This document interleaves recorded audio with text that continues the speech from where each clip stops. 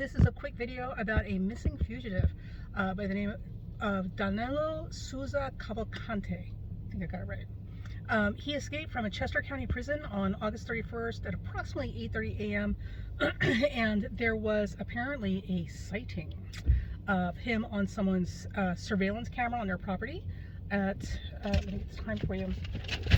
They believe it was him at 12:01 a.m. on September 3rd. So I did not know what time he had escaped from prison. I just now saw that on the internet, and I wanted to get this up real quick and give you some highlights. So first, let me show you the chart. Can you see that? There we go. So this is the chart that we did, and this is based on the time that the sighting on the surveillance camera was. So if in fact this was him that was seen, you know, prowling through the bushes at night, this particular chart is going to give us 18 Gemini rising or regal rising. So there's some really interesting stuff in this chart. I don't have enough time to get into it right now. I've got to go get some stuff taken care of, and I want to do a proper video. But if I am correct, and this is a usable chart, because again, this is all new territory for all of us. So using a chart based on a sighting that you're not even sure that that's actually the person that was in the vision, or the visual of the camera, this is not the best way to go about these things. But for grins and giggles, we're gonna go ahead and play with this and see what we get. So if this was in fact him that was shown on that cam using the time of that sighting, here's what it appears to be in the chart. So the first thing is that he's in the local area. He's not going to get past it. Now the thing about it is, if you're not familiar with Westchester, Pennsylvania, that's a money area. There's a lot of new money in that area, some old money mixed in, but there's a lot of new young money in that area, lots of wealth in parts of that territory, which means that you've got big houses, you've got lots of wooded land around the properties, and also I'm pretty sure there's horse farms out there too, which could be important. Okay.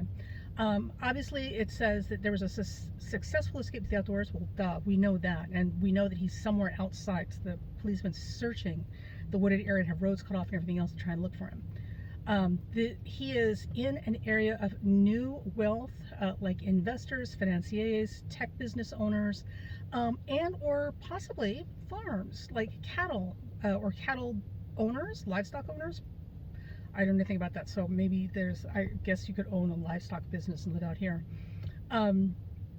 But certainly possibly in the area of farms and or farms with unusual livestock. So I know in this area we have, there are some people who have like llama farms. So he could be out near farms where they've got, you know, that kind of livestock on their premises. He appears to be hiding in plain sight. And he's inside a business, a building, or a working area, which would make sense if there was a farm, because farms have barns. People don't live in barns, those are working areas. But he could also just as easily be inside a commercial building, you know, hiding upstairs or something, roaming around at night when no one's there.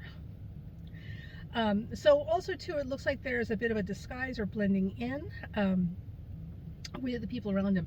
Now in this area, if you have a lot of immigrant or migrant farmers, or farm hands I should say, that work in the area, it would be very easy for him to blend in. Apparently he is 5 foot tall and 120 pounds, so he's the size of a garden gnome. He's a little guy, but also too, there are a lot of people who come up from Mexico and Central America that are migrant workers that are also very short.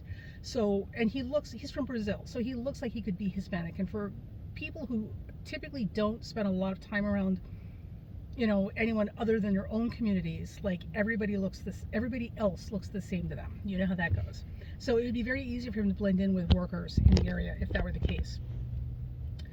Now, why they would not tell people that he's there is a whole other conversation, and it could have a lot to do with the fact that they're scared either of him or being deported because they're there illegally.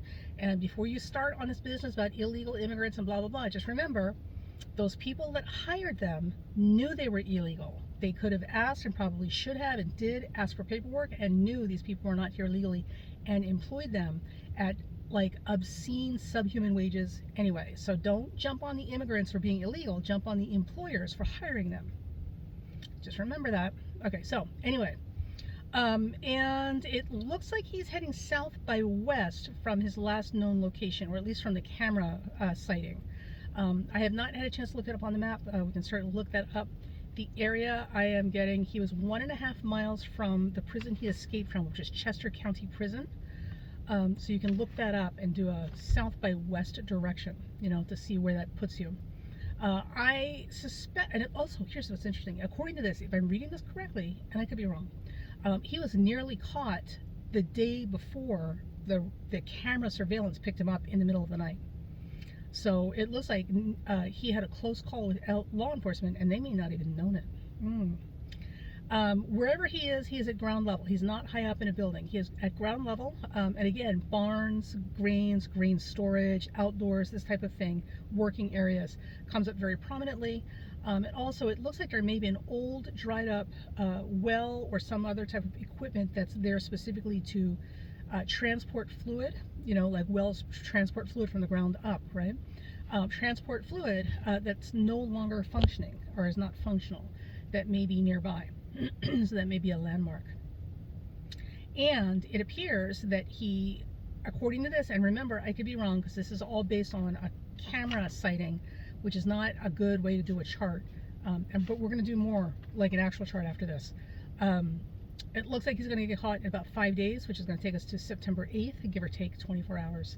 Around September 8th, he should get caught, and actually it looks like he's going to get shot. Like, he's not going to survive this. So he'll get caught, it's going to be a gunshot, and there's no, you know, it's just fated. There's no way to get around this. So this is interesting stuff. So later, I will put together a whole video. We'll talk about this, the chart itself, and now that I know when he actually escaped from the prison, more or less, we can set up that chart as well. So that's it. I'm going to go do stuff and be productive. You guys have a great day, and we'll talk to you soon.